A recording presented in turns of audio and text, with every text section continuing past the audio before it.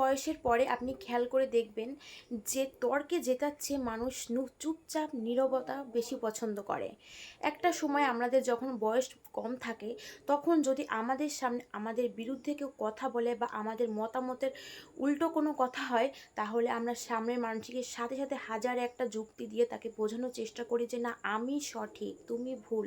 সে যতটা সময় লাগুক না কেন, গলার স্বর উচ্চ করে হলেও নিজের মতামত দিয়ে নিজেকে সত্য প্রমাণ করার কাজে ভীষণভাবে ব্যস্ত হয়ে যায় এবং তাতেই আমরা খুশি হই বা আমরা আনন্দিত হতাম। কিন্তু জীবনের চরম পর্যায়ে, জীবনে অনেক উত্থান পতন সময়ের ব্যবধানের মধ্য দিয়ে আমরা জীবনের চরম সত্য উপলব্ধি করতে পারি। আপনি যখন কিছুটা বয়স বাড়বে আপনার, তখন আপনি বুঝতে শিখবেন যে জীবনে প্রত্যেকটা মানুষ আপনাকে বোঝার জন্য নয়, কিছু কিছু মানুষ আপনাকে তর্ক করে ছোট করার জন্য জীবনে আসে। সেই মানুষগুলোর মন আগে থেকেই কলুষিত। সে মানুষগুলোকে আপনি যতই বোঝানোর চেষ্টা করুন না কেন, তারা কখনোই বুঝবে না, কারণ তারা চাইবে আপনাকে ছোট করতে। তাই সেই সমস্ত মানুষদের সাথে তর্কে কখনো জড়াবেন না যারা কখনো আপনাকে বোঝার চেষ্টাই করবে না।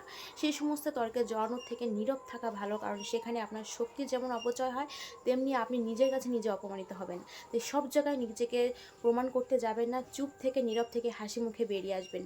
এটাতে মনের শান্তি বজায় থাকে।